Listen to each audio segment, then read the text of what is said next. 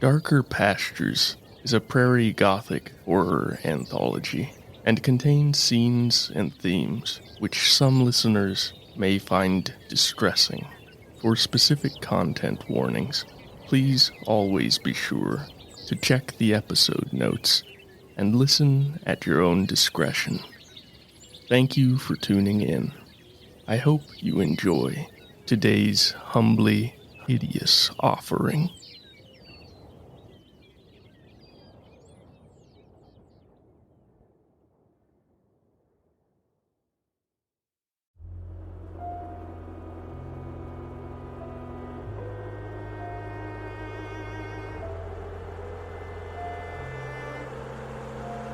Episode 38, Immortalis.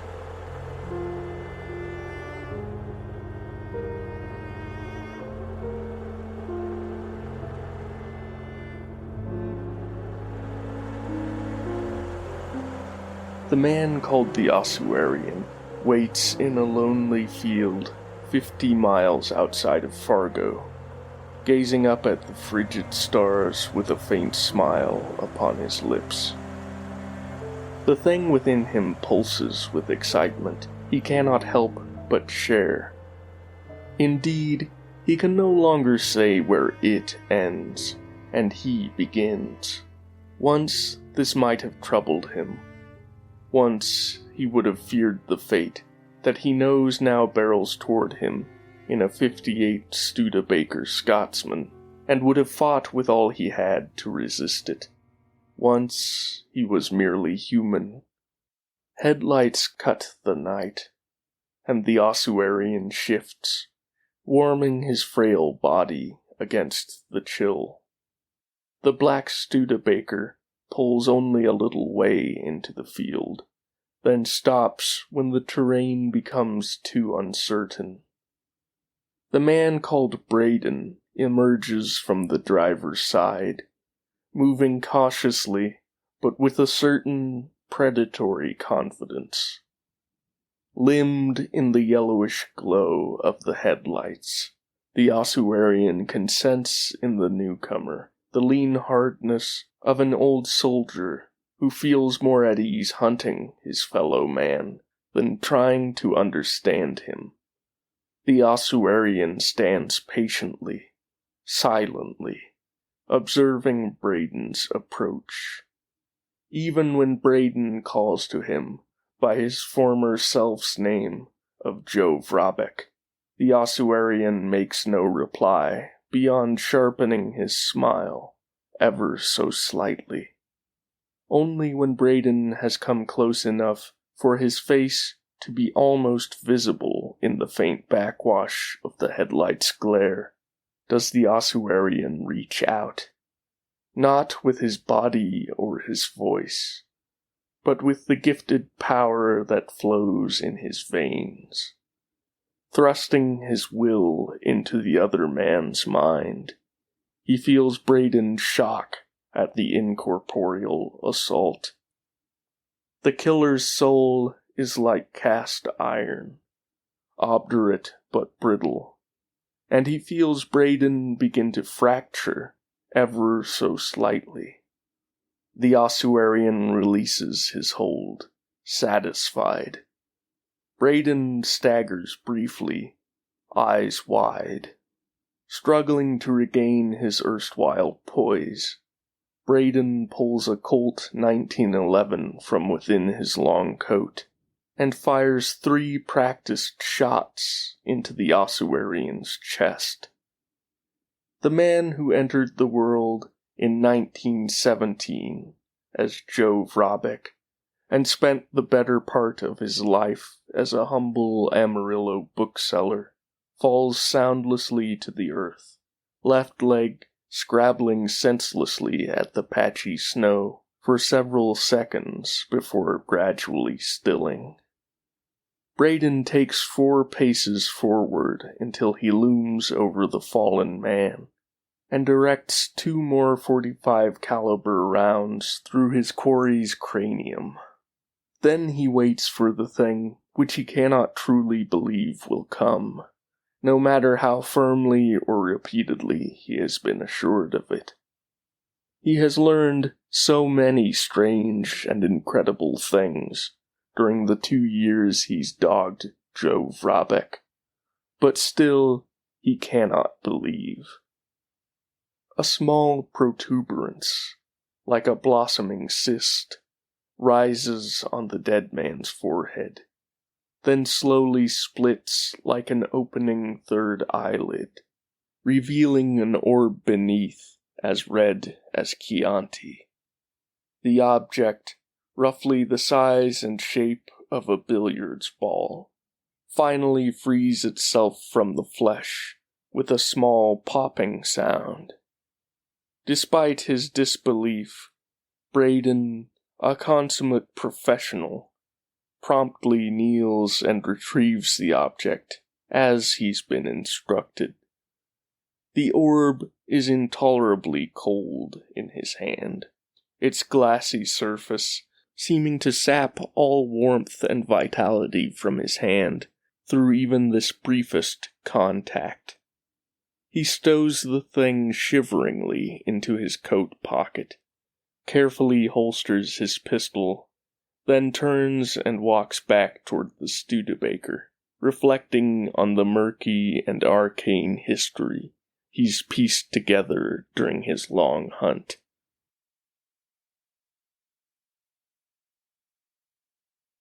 Professor Andreas Halvorsen, 8. oktober 1907. Vi snäckades över den norska gränsen igår kväll. Jag var nervvrak och helt obruklig. Det var just så som vi gått förbi gränsvakterna. Professor Andreas Halvorsen, 8th October 1907. We slipped across the Russian border last night. I was a nervous wreck and completely useless. It was Yuso who got us past the border guards. Whether by persuasion or by bribery, I do not know. He is such a clever young man, and how I would be lost without his guidance. I am naturally most eager to begin my study of our hard-won prize in earnest. But it must wait until we are safe from prying eyes. For most it would seem nothing more than a polished stone, having no more value than its unusual luster and shape might imbue. But even given the small chance that someone might recognize it for the wonder that it truly is, I have no doubt that they would steal or even kill to obtain it. We must be cautious. Vi må vara försiktiga. Dr. Erich Martense, 24. April 1939. Ich bin absolut sicher, dass wir es endlich gefunden haben. Dr. Erich Martense, 24th April 1939. I am absolutely certain that we have found it at last. The Italians did not wish to relinquish it, but neither did they wish to challenge my influence. As if the ignorant fools understood what they possessed. If they did, they would never have surrendered it so easily. A lifetime of ridicule for following in the titanic footsteps of Agrippa and Paracelsus, and at last I have the proof. How maddening, though, to finally have it in my hands, but be forced to wait until we reach Berlin to make the proper tests. It is difficult to believe that the memory of this thing, the highest achievement of humankind, has become so corrupted as to survive only in the paltry legend of the philosopher's stone. It is in truth the essence of mankind, distilled into tangible form. All of our ambition, all of our ingenuity, all of our wonderful destructive power. Perhaps God created the world, but man will conquer it, and in the end lay it to waste, and with it the weak old deity. I cannot seem to tear my gaze from it. The beauty of its luster, its glassy smoothness and perfect roundness, like a polished pearl of the purest blood. seine glasige Glätte und perfekte Rundheit, wie eine polierte Perle aus reinstem Blut.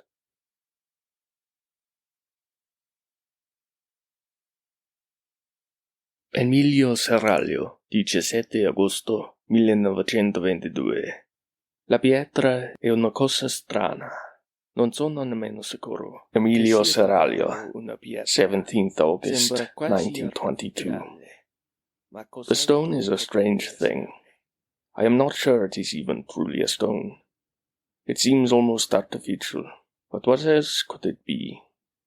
It is lucky I managed to convince the Lithuanian sailor who found it that it was essentially worthless, and he parted with it for only 20 lire. If it is worth even half what I suspect, I will profit 100 times over. If not, I will make a gift of it to Adriana. She is still angry with me, I think, for lying about the wine run to Marseille. She will have to forgive me. It is such a beautiful thing.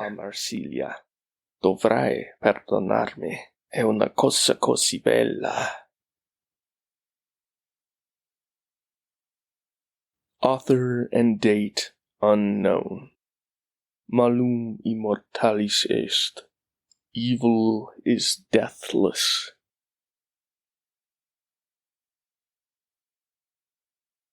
Braden drives for 30 minutes before he finds a place with a payphone. The bar is far too crowded for his liking, but he has been at this game long enough to know that risk can only be mitigated, never wholly avoided. The voice on the other end answers his cryptic relay with curt instructions on where to meet his contact for the exchange. A little Greyhound station in a town almost another 20 minutes away. Braden tersely acknowledges the instruction and hangs up. Then he moves toward the bar and orders a mid-range scotch, neat, and begins to chat idly with the bartender, donning a cloak of tedious mundanity to allay any undue interest he might have aroused. The bartender, a muscular and heavy-jowled man, with a small and faded bald eagle tattoo on his left bicep, whom Braden takes for a Marine Corps man who served in the Pacific Theater, proves a little too keen for his liking. When the bartender asks what brings him through town, easily marking the well-dressed stranger as an outsider, Braden improvises a fictional farm machinery sales trip for International Harvester. The bartender seems to accept this, but Braden can feel the weakness of his impromptu cover, and thinks that he is no longer the man who served in the OSS, no longer the operator with skills and wits honed to a razor's edge. Time, he reflects bitterly, dulls and rusts even the sharpest blade. Emilio Serralio, 12 dicembre 1922. Non posso lasciarlo andare. Emilio Serralio, 12 December 1922. I cannot seem to part with it. It should go to Adriana, but I find its beauty captivating. Perhaps this Christmas. I miss how close we once were, before her dear mother departed this world, and I worry for her. She does not think I know of her involvement with the communists, but of course I do. I pray every day that she does not suffer for the sins of her father. The clashes in the streets become ever more worrisome. Gli scontri nelle strade si fanno sempre più preoccupanti. Andreas Halvorsen, 28 oktober 1907. En katastrofal utvikling under vår hemresa till Andreas Halvorsen, 28th October 1907. A disastrous development during our return trip to Tromsø. A winter storm has stranded us in Ivalo indefinitely. Yuso warned me that the Lapland winter comes early and suddenly, but in my eagerness I foolishly insisted that we brook no delay and take the most direct overland route. Since we may now be trapped here for 7 months, I have begun to examine the object as thoroughly as I dare. The Sami family with whom we shelter have proven most excellent hosts, but I find it ever harder to trust anyone other than Yuso, who has seen me through so many trials. He has become almost like a son to me, or perhaps a younger brother. The object is not at all what I expected. The accounts in the classical, medieval, and Renaissance sources are woefully incomplete and unreliable. It seems to have no effect at all on metals, base or noble. And if it has any influence over the health or longevity of its bearer, it has yet to make itself manifest. If we must be trapped here, I pray that this long, dark winter will reveal more of its closely guarded secrets. Denne lange, mørke vinteren vil avsløre flere av sine nye bevoktede hemmeligheter. Erich Martenser, 5. Juni 1939. Was für ein Wunder! Die Kraft und das Wissen, die der Stein verspricht, sind Erich Martenser, 5th June 1939. Such wonder. The power and knowledge that the stone promises are almost beyond comprehension. Yet with success comes a fresh dilemma. Do I share the discovery and risk losing the stone forever? Or conceal it and risk discovery? I am a fool to even write these thoughts. But then, I am not entirely certain what I've learned, and an abundance of caution is warranted in such a momentous undertaking. I must verify what I have learned before I even consider reporting such a matter to the state. I believe that the promised substance may be milked somehow, for lack of a better term, from the stone, and then imbibed. It is this ingestion which begins the process of the final transformation, if I understand the couched mutterings of these clever old mystics correctly. However, the exact manner in which the milking may be accomplished still eludes me. Allerdings ist mir die genaue Art und Weise des Melkens noch unklar. The Ossuarian, February 12th, 1951. The human animal disgusts me now.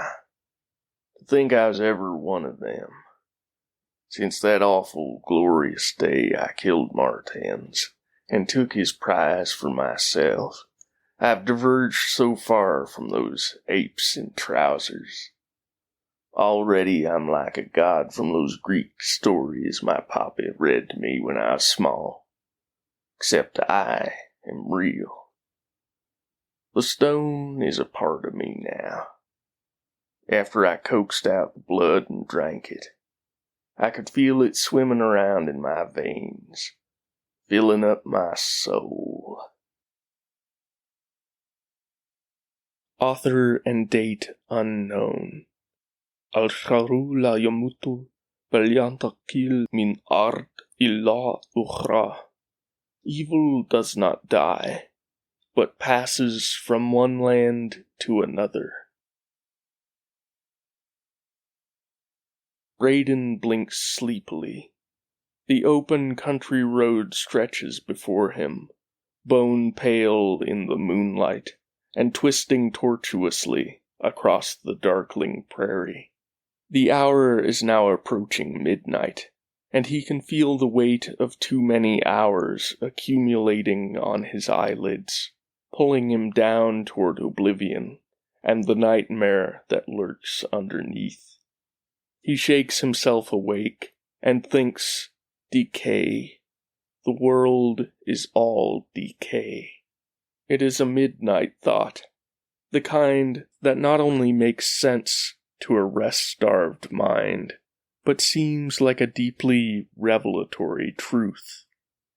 Once more, the ceaseless winding of the road lulls him into soporific and murky reflections. Andres Halvorsen, 9. november 1907. Steinen fulla mitt sinn med slike visioner. Andres Halvorsen, 9th November 1907. The stone fills my mind with such visions, such wondrous promises. It is so much more marvelous than the silly alchemist's dream I once pursued, with such passion. Yet the thing's affinity for blood troubles me. I still sometimes see the way it drank so greedily, when Yuso cut his hand. He calls it the devil's toy, and now refuses to even share a room with it. Perhaps he is right in this. I wonder how such a thing is created, and how many of its like there are in the world. I remember what my grandmother used to say, in her rustic dialect, "Rootless treffer." A rootless tree falls. As a boy I could never make sense of it, but I think that perhaps now at last I understand. One must be firm in conviction, and never waver i sin överbevisning och aldrig vackla. 3 marzo 1924. Mia carissima Alban, mio padre è morto. 3rd March 1924. My dearest Alban, my father is dead. Mussolini's thugs came for him in the night, claiming suspicions of his involvement with the mafia, which was of course a lie. A smuggler and a swindler he may have been, but he never bowed to any authority, legal or otherwise. They hung him in the market square, along with 12 other men and 3 women from the village. I do not even know of what crime the others were accused, but I am certain that none of them deserved the rope so much as do their executioners. I am leaving tomorrow. I will take nothing with me except what I can carry, and hope that I can reach the French border without issue. I will never abandon the fight, but I fear that Italy is lost to us. My heart breaks for my father and my country. I hope that I will see you soon, my friend, my sister in the cause. Whatever may come, I know that you will carry on the struggle for a just and equitable society. Never let men like Mussolini rise unchallenged. With the deepest affection, Adriana Saraglio. Con il più profondo amore, Adriana Saraglio. The Ossuarian, undated. I relished killing the German. He was so damn sure that he was safe, that the government would protect him. Even after all he'd seen and done, he still didn't understand what I did long ago. We're all livestock, destined to end up on the butcher's block sooner or later. And for the kind of men who play games of power and blood, there's no peace that can't be sacrificed if it wins the game. Dumb son of a bitch. No wonder the stone tired of him so soon. Martins had stopped being useful long ago, to both it and to the men who spared him from the gallows. Watching him realize this, watching him finally know that the end was upon him, filled me with a kind of delight I'd never known before. But he'll live on in a way. We all will, through the stone.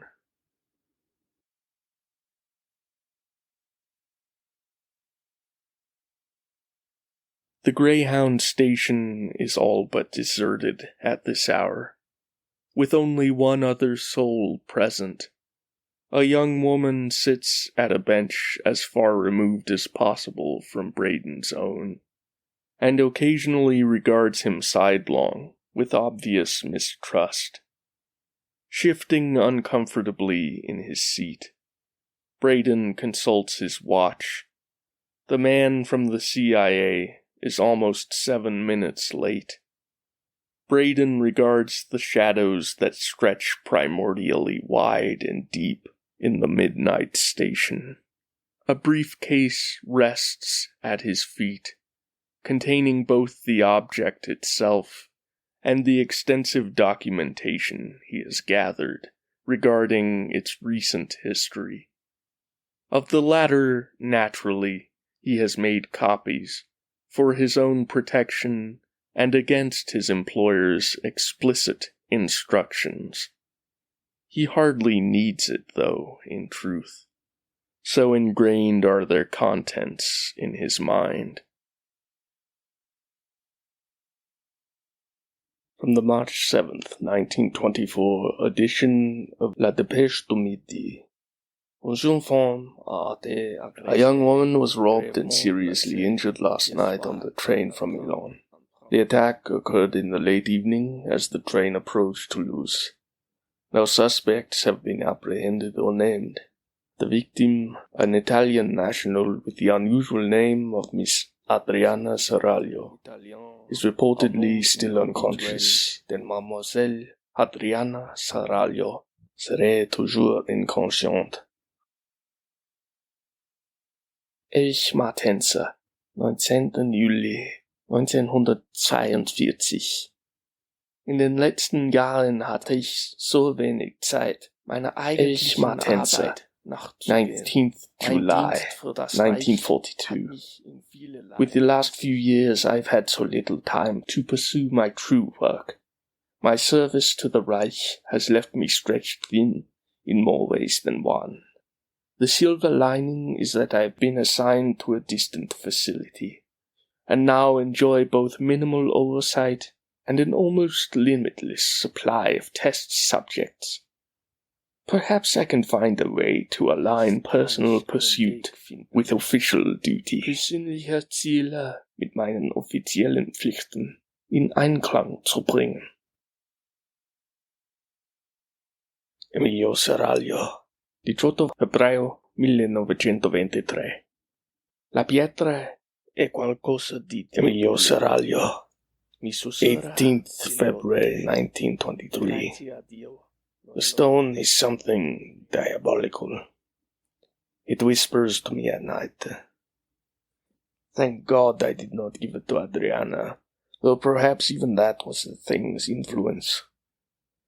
I dream of it melting into my forehead as easily as a hot knife passes through butter. And within the dream this brings the greatest ecstasy I've ever known, but I feel ill upon waking. I will keep the stone and hide it away. The devil will not have me or my daughter. Il diavolo non avrà me, né mia figlia. Andreas Halvorsen, 13. December 1907. Juso er død ved min hånd. Andreas Halvorsen, 13th December 1907. Juso is dead by my hand. We had such terrible arguments these past few weeks, and he repeatedly threatened to leave as soon as the road's clear, even without collecting the payment he is due for this expedition. Somehow I never quite believed him, until last night. He walked in upon my experiments with feeding the stone, which I had until then managed to keep from him. The thing partakes of no animal blood, only sustenance extracted from a human source. Seeing what I was doing, he demanded that I forsake the stone, angrier and more desperate than I had ever seen him previously. I, of course, refused to relinquish such a marvel, beyond all accepted science or theology. He then said that, if I would not see reason, he would leave in the morning, regardless of the snow and ice. I could not bear the thought of losing his companionship. He has become so dear to me, and I begged him to reconsider. When he reviled me as an old fool, anger and hurt such as I have never known seized me, and I cannot bring myself to write more of that awful moment. If I ever doubted the reality of damnation, I am certain of it now. Yuso was right about all of it. I finally understand. Perhaps I have always known but refused to accept it. How corruptible is the human heart. My grandmother's words take on new meaning now. The rootless tree falls. I look over this Finnish village and think of sprawling Tromsø and see that we are all rootless trees awaiting a strong wind. And I remember another of her sayings. Ondskap dør aldrig, men går fra en hånd til en annen. Evil never dies, only passes from one hand to another. When the thaw comes, I will cast the stone into the North Sea. Afterward, I do not know, kommer. Skal jeg kaste steinen I Nordsjøen? Etterpå vet jeg ikke. Translated from Syriac. Date unknown. Commonly attributed to Zosimos of Panopolis. The substance can only be drawn from a living body imbued with first matter, through the method known as the opening of the hidden eye. Newly created, it is purest white. The more of the world soul that the substance consumes, the redder it becomes. As he waits, that moment in the field wherein Braden felt that outside will enter him, vast and inexorable as the primordial dark ocean, keeps replaying in his mind. He tries to explain it away as some mesmerist's trick, but the explanation falls flat even within his thoughts. Checking his watch, he finds that the CIA man is now 13 minutes late. His limbic system is beginning to thunder, screaming at him voicelessly that something is very wrong, that he needs to move. Move.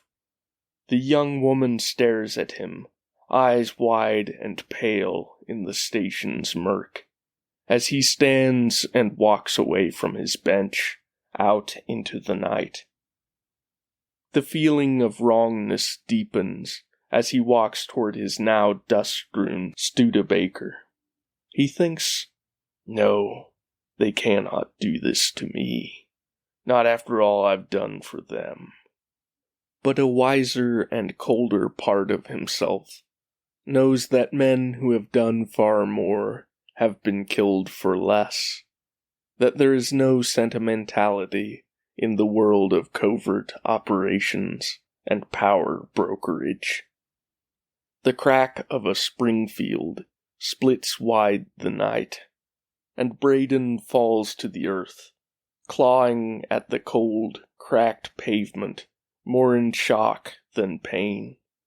Within the briefcase, the stone begins to hum droningly, its hunger awakened by what leaks from Braden's chest.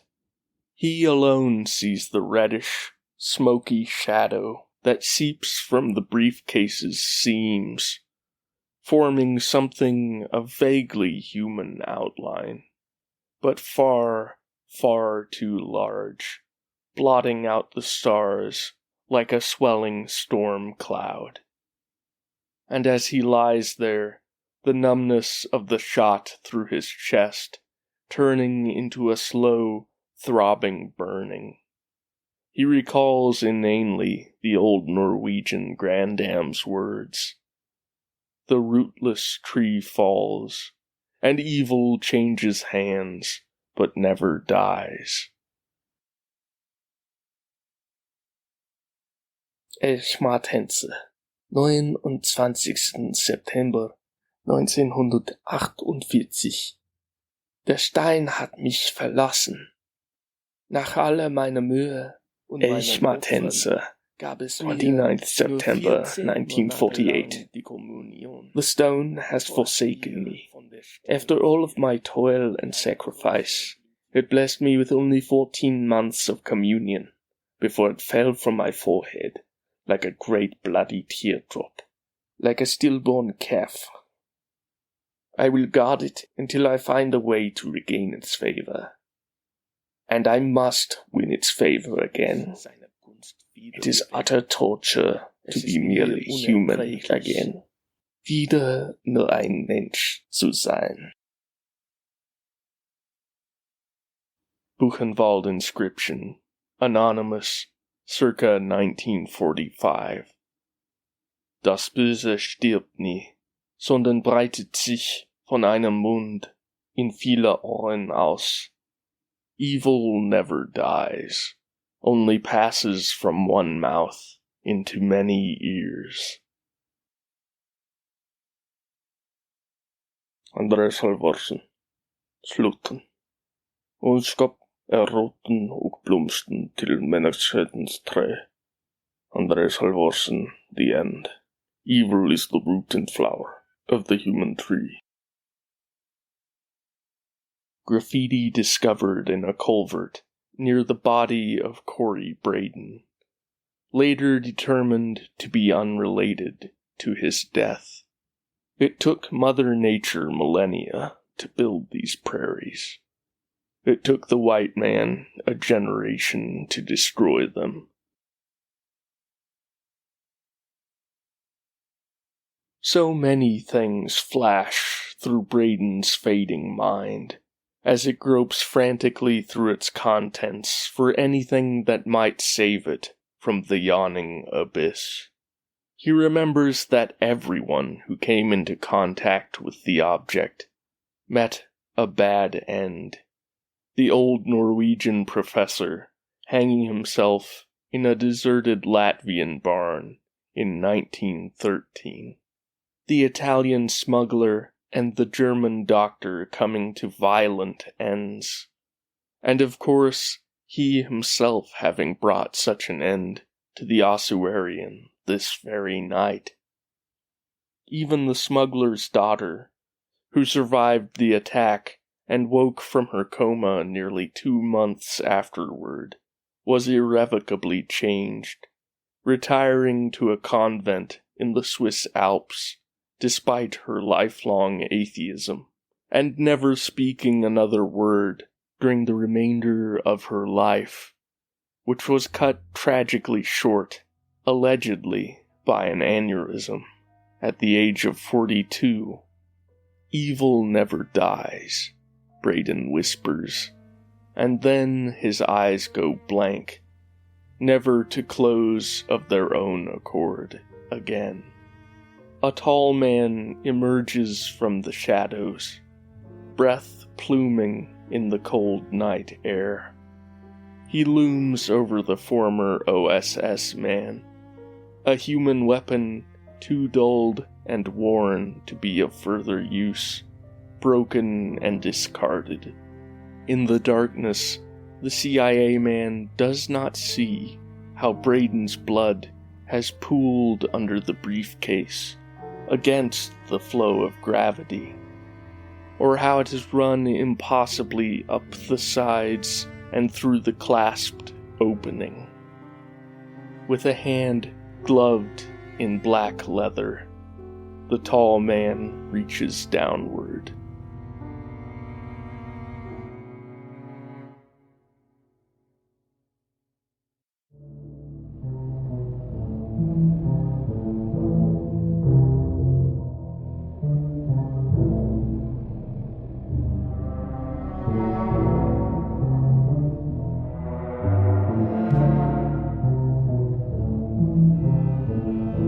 If you enjoyed today's story, please rate, review, and share. If you're feeling particularly generous, you can support the show on our Patreon page, or directly at darkerpastures.buzzsprout.com, and unlock special subscriber-only content. Thank you for listening. We'll meet again in darker pastures.